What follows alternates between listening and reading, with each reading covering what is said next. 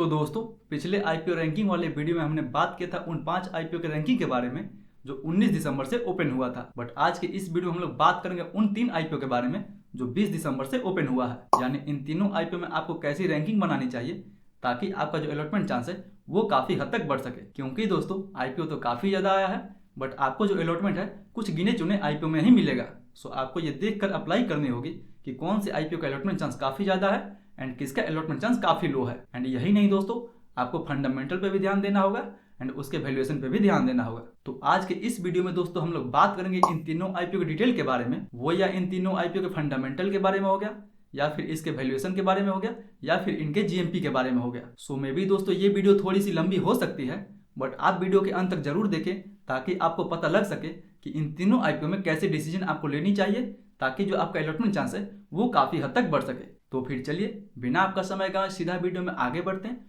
और सबसे पहले बात कर लेते हैं इन तीनों आईपीओ के लेटेस्ट जीएमपी के बारे में। तो दोस्तों अगर सबसे पहले बात करते हैं सिनोरेस फार्मा के जीएमपी के बारे में तो फिलहाल अभी इसके ग्रे मार्केट में 50% के आसपास तक डिमांड बना हुआ है।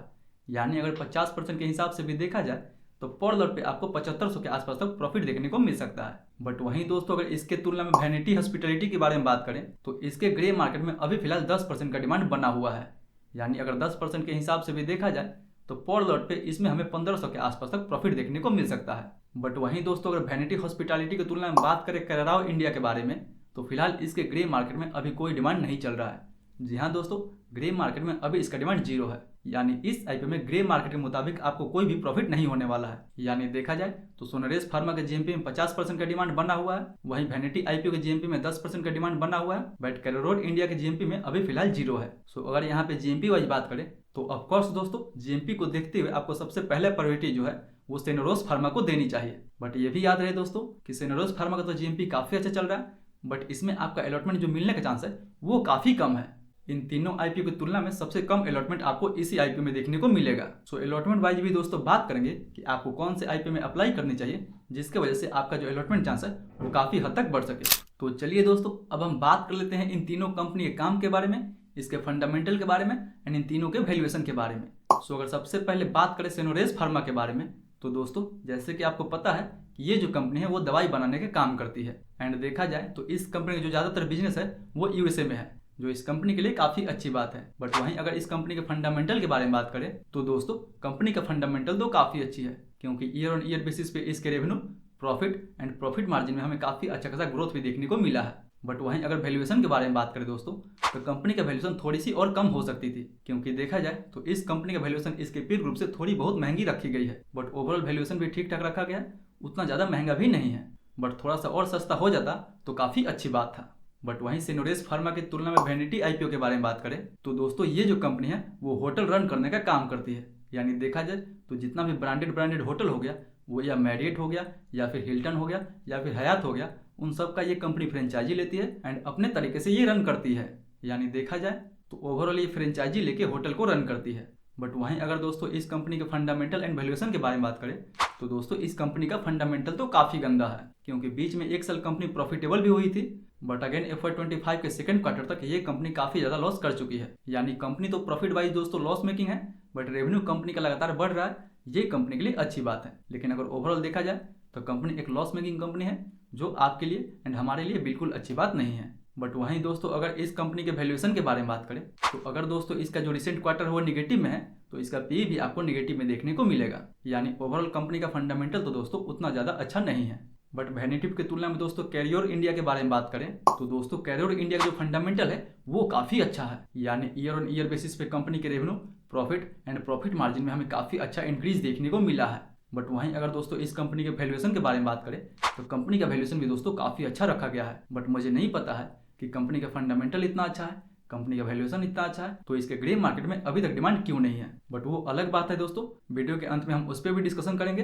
बट फिलहाल अभी बात करके ये कंपनी काम क्या करती है तो दोस्तों ये जो कंपनी है वो एग्रीकल्चर व्हीकल जैसे ट्रैक्टर एंड कंस्ट्रक्शन इक्विपमेंट में यूज होने वाले गियर बॉक्स को एंड एक्सेल शाफ्ट को बनाने का काम करती है। एंड देखा जाए दोस्तों तो ये इस प्रोडक्ट को इंडिया में भी सेल करती है एंड इंडिया के बाहर भी एक्सपोर्ट करती है जो इस कंपनी के लिए काफी अच्छा है। यानी ओवरऑल इस कंपनी के फंडामेंटल भी काफी अच्छा है, कंपनी का बिजनेस भी काफी अच्छा है एंड कंपनी का वैल्यूएशन भी काफी अच्छा है। सो अगर फंडामेंटल वाइज आपको किसी कंपनी को एक नंबर पर रखना है तो वो आप कैरियर इंडिया को रख सकते हैं, वहीं आप दूसरे नंबर पे सेरोंस को रख सकते हैं एंड वहीं तीसरे नंबर पे आप वेंटिव को रख सकते हैं। बट दोस्तों फंडामेंटल, वैल्यूएशन एंड जीएमपी से कुछ नहीं होने वाला है, हमें और आपको इसका अलॉटमेंट भी मिलना चाहिए। तो चलिए अब बात कर लेते हैं कि हमें कौन से आईपीओ में अप्लाई करनी चाहिए ताकि हमारा जो अलॉटमेंट चांस है वो काफ़ी हद तक बढ़ सके।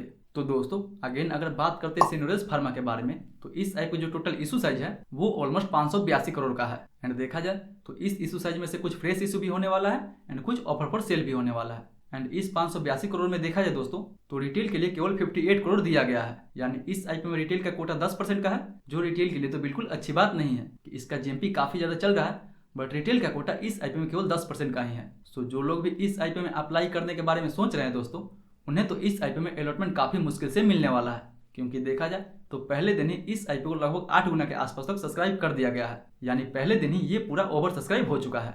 बट इसके तुलना में दोस्तों वेंटिव आईपीओ के बारे में बात करें तो इस आईपीओ जो टोटल इशू साइज है वो ऑलमोस्ट 1600 करोड़ के आसपास है।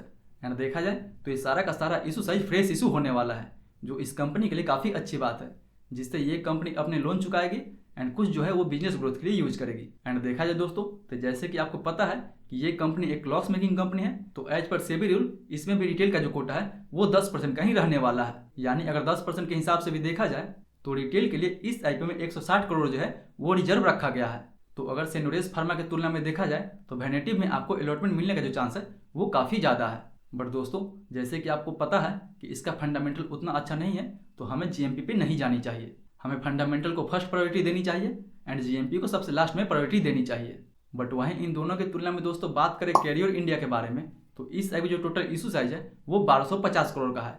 एंड देखा जाए दोस्तों तो ये जो पूरा का पूरा इशू साइज है वो ऑफर फॉर सेल के तहत आ रहा है, यानी इस पैसे से कंपनी को कोई भी बेनिफिट नहीं होने वाला है, ये सारा का सारा पैसा कंपनी के प्रमोटर के पास जाने वाला है। सो इस आईपीओ का बस यही एक नेगेटिव पॉइंट है कि ये सारा का सारा जो इशू साइज है वो ऑफर फॉर सेल के तहत आ रहा है।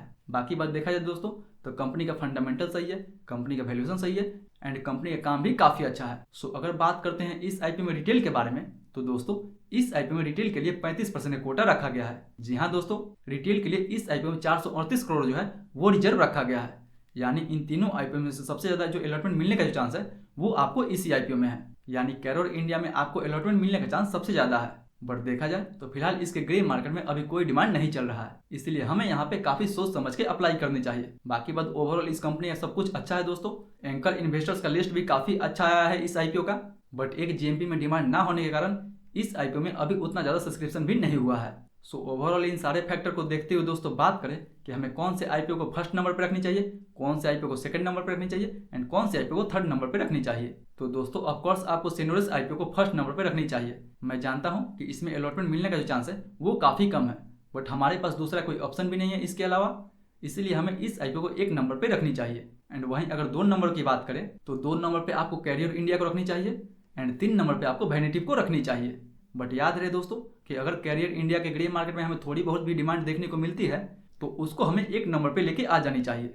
एंड इसके लेटेस्ट जीएमपी के बारे में दोस्तों आपको हमारे टेलीग्राम ग्रुप में अपडेट मिल जाएगा, सो आप वहां से चेक कर लीजिए। एंड अगर दूसरे और तीसरे दिन तक इसके ग्रे मार्केट में डिमांड बना रहता है तो आपको इस आईपीओ को पहले नंबर पर रखनी चाहिए। बट अगर इसके जीएमपी में डिमांड नहीं आता है तो आपको इस आईपीओ को 2 नंबर पर रखनी चाहिए, सिनोरेस को 1 नंबर पर रखनी चाहिए एंड वेनिटी को 3 नंबर पर रखनी चाहिए। बट फिलहाल दोस्तों अगर मैं अपना पर्सनली बात करूँ तो मैं इस आईपीओ में वेनिटी को छोड़ के दोनों आईपीओ में अप्लाई करने वाला हूं, क्योंकि फिलहाल वेनिटी का फंडामेंटल मुझे उतना अच्छा नहीं दिखाई दे रहा है, इसलिए मैं वेनिटी को बिल्कुल अवॉइड करने वाला हूं। बाकी आपका क्या डिसीजन है वो हमें नीचे कमेंट करके जरूर बताएं। एंड अगर दोस्तों आपने अभी तक पिछले आईपीओ रैंकिंग वाला वीडियो को नहीं देखा है तो ऊपर आई बटन या फिर नीचे डिस्क्रिप्शन बॉक्स में भी उसका लिंक दिया हुआ है, आप वहां से विजिट करके देख सकते हैं और ये जान सकते हैं कि आपको इन 8 आईपीओ में से कौन से आईपीओ में अप्लाई करनी चाहिए। तो दोस्तों ये तो था मेरा पूरा व्यू इन आईपीओ को लेके, आपका क्या व्यू है और कौन से आईपीओ में अप्लाई करने वाला है वो हमें नीचे कमेंट करके जरूर बताएं। तो आई होप दोस्तों आज का वीडियो आपको काफ़ी अच्छा लगा होगा। अगर वीडियो अच्छा लगे तो वीडियो को लाइक करें, चैनल को सब्सक्राइब करें एंड जो भी आपका सवाल है मेक श्योर के नीचे हमें कमेंट करके पूछना ना भूलें। मैं कोशिश करूंगा कि आपके सवाल का 20 मिनट के अंदर रिप्लाई दे सकूं। फिर मिलते हैं अगले वीडियो में, तब तक आप इस वीडियो को टाइप करके ममता मशीनरी एंड ट्रांसरेल आईपीओ का फुल रिव्यू देखना ना भूलें।